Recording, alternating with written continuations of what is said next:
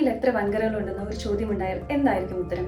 7 അല്ലേ? എന്നാൽ ഇവിടെ ചോദ്യം കുറച്ചുകൂടി സ്പെസിഫിക് ആക്കേണ്ടതുണ്ട്. അല്ലെങ്കിൽ ഒരു മറുചോദ്യമായിരിക്കും ഈ ചോദ്യത്തിന്റെ ഉത്തരം. അതായത് മുൻപ് എത്ര ഉണ്ടായിരുന്നു എന്നോ, അതോ ഇപ്പോൾ എത്ര ഉണ്ടെന്നാണോ, അതോ ഇനി എത്ര ഉണ്ടായിരിക്കുമെന്നാണോ? അപ്പോൾ സ്വാഭാവികമായിട്ടും ഒരു സംശയം ഉണ്ടാകാം, വൻകരകളുടെ എണ്ണത്തിൽ മാറ്റം ഉണ്ടാകുന്നുണ്ടോ? Welcome to motion book. It's info time. ഏകദേശം 15-16 നൂറ്റാണ്ട് വരെയൊക്കെ മനുഷ്യർക്ക് ഭൂമിയിലെ ചില പ്രദേശങ്ങളെക്കുറിച്ചുള്ള അറിവുകൾ മാത്രമേ ഉണ്ടായിരുന്നുള്ളൂ. പിന്നീട് സമുദ്രമാർഗത്തിലൂടെയുള്ള യാത്രാ സൗകര്യം വർദ്ധിക്കുകയും ഭൂമിയിലെ എല്ലാ പ്രദേശങ്ങളെയും കൃത്യമായി അടയാളപ്പെടുത്തിയുള്ള യാത്രകൾ നടത്തി അതിലൂടെ ലഭിച്ച അറിവുകളിലൂടെയുമാണ് ഇന്ന് കാണുന്ന തരത്തിലുള്ള ഭൂപടങ്ങൾ ഉണ്ടാക്കിയിരിക്കുന്നത്. ഇത്തരത്തിലുള്ള ഭൂപടങ്ങളിൽ ശ്രദ്ധിച്ചാൽ നമുക്ക് ഭൂമിശാസ്ത്രപരമായ പല സവിശേഷതകളും മനസ്സിലാക്കുവാൻ സാധിക്കും. ആൽഫ്രഡ് വെഗ്നർ എന്ന ജിയോളജിസ്റ്റ് ഇത്തരത്തിൽ രസകരമായ ഒരു കാര്യം കണ്ടെത്താൻ ഇടയായി. അതായത് ഭൂമിയിലെ എല്ലാ വൻകരകളും ഒരുമിച്ച് ചേർത്ത് വെക്കുമ്പോൾ അതെല്ലാം കൃത്യമായി കൂടി ചേർന്നതായി കണ്ടെത്തി. അവയുടെ സമുദ്രതീരങ്ങളെല്ലാം കൃത്യമായി ഒരു ജിക്സോ പസിൽ പോലെ ചേർന്നു പോകുന്നു. അദ്ദേഹമാണ് കോണ്ടിനെന്റൽ ഡ്രിഫ്റ്റ് എന്ന ആശയം ആദ്യമായി പൂർണ്ണ രൂപത്തിൽ മുന്നോട്ട് വച്ചത്. എന്നാൽ അതിന് ഒരു അംഗീകാരവും കിട്ടിയില്ലെന്ന് മാത്രമല്ല, പൂർണ്ണമായി തള്ളിക്കളയപ്പെടുകയും ചെയ്തു. ആഫ്രിക്കയിൽ നിന്നും ഇന്ത്യയിൽ നിന്നുമെല്ലാം ലഭിച്ച ഒരേ തരത്തിലുള്ള ജീവികളുടെ ഫോസിൽ അവശിഷ്ടങ്ങൾ ഈ ഭൂഖണ്ഡങ്ങളെല്ലാം ഒരുമിച്ച് ഒരു കാലത്ത് കൂടി ചേർന്നിരുന്നു എന്ന് അനുമാനിക്കാനുള്ള തെളിവുകളായിരുന്നു. പക്ഷേ വൻകരകൾക്കിടയിൽ അവയെ തമ്മിൽ ബന്ധിപ്പിക്കുന്ന, എന്നാൽ ഒരു കാലത്ത് സമുദ്രത്തിനടിയിൽ താഴ്ന്നു പോയിരിക്കാമെന്ന് വിചാരിക്കുകയും ചെയ്യുന്ന ലാൻഡ് ബ്രിഡ്ജുകൾ ഉണ്ടായിരുന്നുവെന്നും അതിൽ കൂടി ജീവികൾക്ക് അങ്ങോട്ടും ഇങ്ങോട്ടും സുഗമമായി മൈഗ്രേറ്റ് ചെയ്യാൻ സാധിച്ചിരുന്നു എന്നുമായിരുന്നു മറുവശത്തിന്റെ വാദം. ചില പ്രത്യേകതരം ഫേണുകളുടെ ഫോസിലുകൾ എല്ലാ വൻകരകളിൽ നിന്നും ലഭിച്ചത് വൻകരകൾ ഒഴുകി നടക്കുകയാണ് എന്ന അറിവിനെ ബലപ്പെടുത്തി. കാരണം മൃഗങ്ങളെപ്പോലെ ഫേണുകൾക്ക് സഞ്ചരിക്കാൻ സാധിക്കുകയില്ലല്ലോ.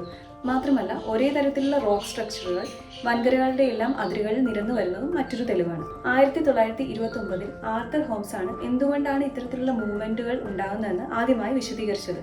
മാൻഡിലിൽ ഉണ്ടാകുന്ന തെർമൽ കൺവെക്ഷൻസ് ആണ് ഇതിന് കാരണമെന്ന് പിന്നീട് കണ്ടെത്തി. ഭൂമിയെ നമുക്ക് 3 ലെയറുകളായി തരംതിരിക്കാം. ഏറ്റവും ഉള്ളിലായി കോർ, അതിന്റെ പുറത്ത് മാൻഡിൽ, ഏറ്റവും ഉപരിതലത്തിലുള്ളതാണ് ക്രസ്റ്റ്. ഭൂമി ചുട്ടുപഴുത്ത അവസ്ഥയിൽ നിന്നും തണുത്തുറഞ്ഞു തുടങ്ങിയപ്പോൾ ഏറ്റവും ഡെൻസിറ്റി കൂടിയ പദാർത്ഥങ്ങളായ അയൺ, നിക്കൽ മുതലായവ ഗ്രാവിറ്റി മൂലം ഭൂമിയുടെ ഏറ്റവും ഉള്ളിലേക്ക് കേന്ദ്രീകരിക്കപ്പെടുകയും ഏറ്റവും ഡെൻസിറ്റി കുറഞ്ഞ വസ്തുക്കൾ ഭൂമിയുടെ ഉപരിതലത്തിലേക്ക് തള്ളപ്പെടുകയും ചെയ്തു. ഭൂമിയുടെ കോർ ലെയറിനെ നമുക്ക് 2ആയി തരംതിരിക്കാം, ഇന്നർ കോർ എന്നും ഔട്ടർ കോർ എന്നും. ഇന്നർ കോർ ഖരരൂപത്തിലായിരിക്കും കാണപ്പെടുന്നത്. വളരെ ഉയർന്ന ടെമ്പറേച്ചർ ആണെങ്കിലും ഉയർന്ന മർദ്ദം കാരണമാണ് ഇങ്ങനെ സംഭവിക്കുന്നത്. പക്ഷേ ഔട്ടർ കോർ ദ്രവരൂപത്തിലാണ് സ്ഥിതി ചെയ്യുന്നത്. അതിന് പുറത്തായുള്ള മാൻഡിൽ ഒരു വിസ്കസ് രൂപത്തിലുള്ള സെമി സോളിഡ് ആയിട്ടാണ് സ്ഥിതി ചെയ്യുന്നത്. ഏറ്റവും പുറത്തുള്ള ലെയറാണ് ക്രസ്റ്റ്. ഇവിടെയാണ് വൻകരകളും സമുദ്രങ്ങളും ഉൾപ്പെടുന്ന ഭൗമോപരിതലം. ഔട്ടർ കോറിൽ നിന്നുള്ള ചൂട് ട്രാൻസ്ഫർ ചെയ്യുന്നതിന്റെ ഫലമായി മാൻഡിലിൽ ഒരു സൈക്ലിക് മൂവ്മെന്റ് ഉണ്ടാകുന്നു. ഇതിന്റെ ഫലമായി കട്ടി കുറഞ്ഞ ഔട്ടർ ലെയറുകൾ പല പാർട്സായി മാറുന്നു. ഇവയെ പ്ലേറ്റ്സ് എന്നാണ് വിളിക്കുന്നത്. 7 മേജർ പ്ലേറ്റ്സും 8 മൈനർ പ്ലേറ്റ്സുമാണ് ഉള്ളത്. ഇവ മാൻഡിലിന് മുകളിലൂടെ ഒഴുകി നടക്കുകയാണ്. ഇതിനിടയിൽ അവ തമ്മിൽ കൂട്ടിയിടിക്കുകയും അകന്നു പോകുകയെല്ലാം ചെയ്യും. ഭൂകമ്പവും മറ്റും ഉണ്ടാകുമ്പോൾ ഉണ്ടാകുന്ന സീസ്മിക് വേവ്സ് ഭൂമിയുടെ പല ലെയറുകളിലൂടെ ട്രാവൽ ചെയ്യുമ്പോൾ ഉണ്ടാകുന്ന വേരിയേഷൻസിൽ നിന്നാണ് നമുക്ക് ഭൂമിയുടെ ഘടനയെക്കുറിച്ച് വ്യക്തമായ അറിവുകൾ ലഭിക്കുന്നത്. എർത്തിനൊരു മാഗ്നറ്റിക് ഫീൽഡ് ഉണ്ടെന്ന് അറിയാമല്ലോ. പക്ഷേ ഇടയ്ക്കിടയ്ക്ക് ഇത് തിരിഞ്ഞും മറിഞ്ഞും വരും. ഇത്തരത്തിലുള്ള ഫീൽഡുകളെ കുറിച്ചുള്ള വിവരങ്ങൾ എർത്തിനുള്ളിലെ മാഗ്നറ്റിക് മിനറൽസ് തണുക്കുമ്പോൾ അവയ്ക്കുള്ളിൽ ശേഖരിക്കപ്പെടുന്നു. 1962 ഹാരി ഹെസ് എന്ന ജിയോളജിസ്റ്റ് കടലിനടിയിൽ ചെറിയ മലനിരകളിൽ നടത്തിയ പഠനങ്ങളിൽ നിന്നും ചില പ്രത്യേക തരത്തിലുള്ള മാഗ്നറ്റിക് പാറ്റേൺസ് കണ്ടെത്തി. ഇത്തരത്തിലുള്ള റിഡ്ജിന് വശങ്ങളിൽ കടൽത്തട്ട് അകന്നു പോകുന്നതായി മനസ്സിലാക്കി. ചെറിയ വിടവുകളിലൂടെ മാഗ്മ പുറത്തേക്ക് വന്ന് പുതിയ പാറകൾ രൂപപ്പെടുന്നുണ്ട്. ഇത്തരത്തിലുള്ള അകന്നു മാറലുകൾ കരകളിലുമുണ്ട്. നോർത്ത് അമേരിക്കൻ പ്ലേറ്റും യൂറേഷ്യൻ പ്ലേറ്റും അകന്നു മാറിക്കൊണ്ടിരിക്കുകയാണ്. അതുപോലെ അറേബ്യൻ പ്ലേറ്റും അകന്നു മാറി 2 വൻകരകളാവുകയാണ്. വൻകരകൾ അകന്നു പോകുമ്പോൾ അവയ്ക്കിടയിൽ വിള്ളലുകൾ ഉണ്ടാവും. ഇതിന് കോണ്ടിനെന്റൽ ഡൈവേർജൻസ് എന്ന് പറയും. ഈസ്റ്റ് ആഫ്രിക്കയിലുള്ള ഗ്രേറ്റ് റിഫ്റ്റ് വാലി ഇതിനൊരു ഉദാഹരണമാണ്. ഇതുപോലെ വൻകരകൾ കൂട്ടിയിടിക്കുമ്പോൾ പർവ്വതങ്ങൾ ഉയർന്നു വരുന്നു. ഗ്രേറ്റ് ഹിമാലയൻ ഇതിനൊരു ഉദാഹരണമാണ്. ഇതിന് കോണ്ടിനെന്റൽ കൺവേർജൻസ് എന്ന് പറയുന്നു. എവറസ്റ്റ് ഇപ്പോഴും വളർന്നുകൊണ്ടിരിക്കുകയാണ്.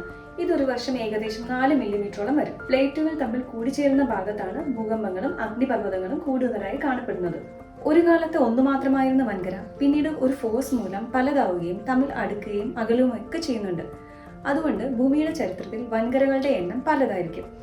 ഈ ഒഴുക്ക് ഇപ്പോഴും തുടർന്നുകൊണ്ടിരിക്കുന്നതിനാൽ ഭാവിയിലും ഇവയുടെ സ്ഥാനം വ്യത്യസ്തമായിരിക്കും.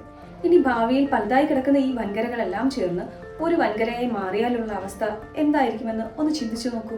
ഈ വീഡിയോ ഇഷ്ടമായെങ്കിൽ ലൈക്ക് ചെയ്യുക, ഷെയർ ചെയ്യുക, സബ്സ്ക്രൈബ് ചെയ്യുക. മറ്റൊരു വീഡിയോയുമായി വീണ്ടും കാണാം. Thanks for watching.